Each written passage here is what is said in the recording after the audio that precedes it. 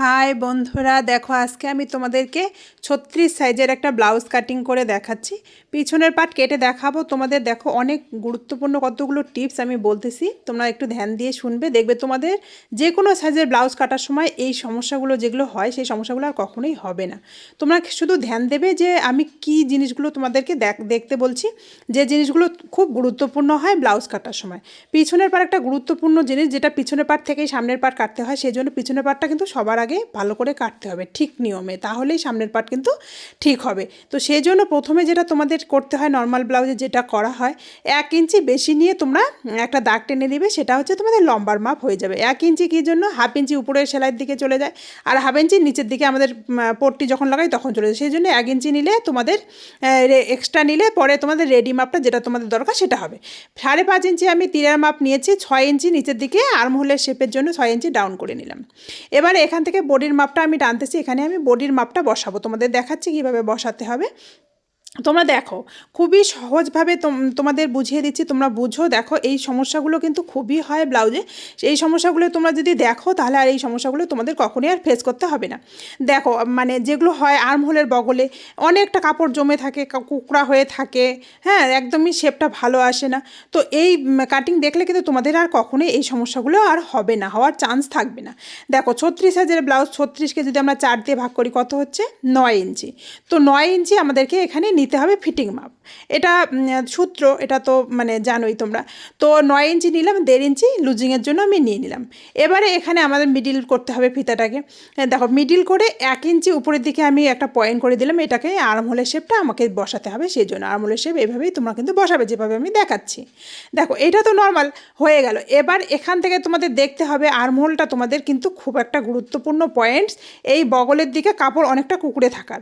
তো সেইটার জন্য তোমাদের আর্মহোলটা দেখতে হবে তোমাদের ঠিক হলো কিনা। দেখো যদি ঠিক হয় তাহলে তো ঠিকই আছে, এবার যদি তোমাদের কম হয় তাহলে এদিকে নিচের দিকে একটুখানি বাড়িয়ে তোমরা কিন্তু তারপরে ফিতাটা 2 সুত বাড়িয়ে তোমরা কিন্তু করে মেপে দেখবে যে তোমাদের আর্মহোলের শেপটা ঠিক আসলো কিনা। এবার যদি ফট করে তোমরা নিচের দিকেই নামিয়ে দাও পুরো, মানে যেখানে আমরা 6 ইঞ্চি নিয়েছি 6.5 ইঞ্চি তুমি নামিয়ে দিয়ে তারপরে তুমি যদি দাগটা টানো, তাহলে কিন্তু অনেকটা বড় হয়ে যাবে আর্মহোল। তখনই কিন্তু তোমাদের এই সমস্যাটা হবে যে পিছনে অনেকটা আর্মহোল বড় হওয়াতে কাপড়টা অনেকটা বেশি হয়ে গেল, কাটিংটা অনেকটা বড় হয়ে গেল, তখনই কিন্তু তোমাদের এই জায়গাটা ঢিলা হয়ে থাকবে, তখন কুকুরে থাকার কিন্তু একটা পুরো চান্স থাকে ব্লাউজে। তো সেই জন্য তোমরা কিন্তু এইটা ফট করে নিচের দিকে এভাবে বাড়িয়ে দেবে না, একটু 2 সুত করে তোমরা ওখানে যা থাকবে পয়েন্টটা, দেখো প্রথমটা যেটা দেখালাম, তারপরে তোমরা 2 সুত করে এই দিক দিয়ে বাড়াবে, কিন্তু ফট করে দাড়িটা যেটা আমরা 6 ইঞ্চি নামিয়েছি আর্মহোলের পয়েন্টের দেওয়ার জন্য, সেটা কিন্তু তোমরা একবারে 6.5 বা 7 করে দেবে না, তোমরা এইভাবে দেবে না। যেভাবে আমি দেখালাম প্রথমটা, ওইভাবে তোমরা নামিয়ে নিয়ে, যদি তোমাদের কম হয় তাহলে দেখো 2 সুত নিচের দিকে এইভাবেই তোমরা নামিয়ে দেবে যেভাবে আমি দেখালাম। তাহলে কিন্তু তোমাদের এই সমস্যাটা হওয়ার আর চান্স থাকবে না, যে আর্মহোলের কাছে যে বগলের মধ্যে যে বড় হয়ে যায় কাটটা, তো তখনই কিন্তু কাপড় কুকুরে থাকার, যেমন এরকম কুকুরে থাকার কিন্তু বড় একটা সম্ভাবনা থাকে। তো সেই জন্যই তোমরা কিন্তু যেভাবে আমি দেখাচ্ছি এইভাবে তোমরা কিন্তু ধ্যান দিয়ে করবে, দেখবে কিন্তু তোমাদের এই সমস্যাগুলো কখনোই আর হবে না। এবার কোমরের যা আছে, কোমরকে আমার 4 দিয়ে ভাগ করতে হবে। কোমরকে 4 দিয়ে, আমার 32 ইঞ্চি কোমর, 4 দিয়ে ভাগ করলাম 8 ইঞ্চি। 8 ইঞ্চি আমি নিয়ে নিলাম। এবার দেখো এখানে 1 ইঞ্চি টেকিংয়ের জন্য আর 1.5 ইঞ্চির উপরে নিয়েছি, তাই নিচেও নিয়ে নিলাম। এটা হয়ে গেল, এটা তো সূত্র। এবার ফিটিং মাপটা আগে দিয়ে দিতে হবে, তারপরে লুজিং মাপটা।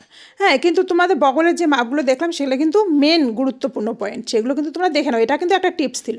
এবার দেখো আর একটা টিপস তোমাদেরকে বলতে, কিছুই তোমাদের দেখার দরকার নেই, মিডিল করার দরকার নেই, কিন্তু সব সাইজের জন্য তোমরা যদি বন্ধ দিক থেকে 4 ইঞ্চি তোমরা একটা পয়েন্ট করে দাও, সেখানে তোমার টেকিংটা বসাবে, কোনো সমস্যা কিন্তু হবে না। এটা সব সাইজের জন্য বলতেছি, যে কোনো সাইজের জন্য তোমরা শুধু বন্ধ দিক থেকে 4 ইঞ্চি তোমরা পয়েন্ট করে একটা তোমরা উপরের দিকে টেকিংয়ের যে 1 ইঞ্চি টেকিং নিতে হয় সেটা তোমরা কিন্তু দেবে। এবার সেই টেকিংটা কতটা দেবে সেটাও একটা সূত্র থাকে, তো সেই সূত্র তোমাদের দেখাচ্ছি আমি কিভাবে তোমরা করবে, সূত্র ছাড়াই তোমরা খুব সহজে নিজের থেকে করে নিতে পারবে, সেটা তোমাদেরকে, এটা আর একটা টিপস আমি তোমাদের বলবো। দেখো গলা তোমাদের যেমন থাকবে, গলা যেমন ডিপ থাকে সেই হিসাবে তোমরা কিন্তু টেকিংটা তোমাদেরকে দিতে হয়।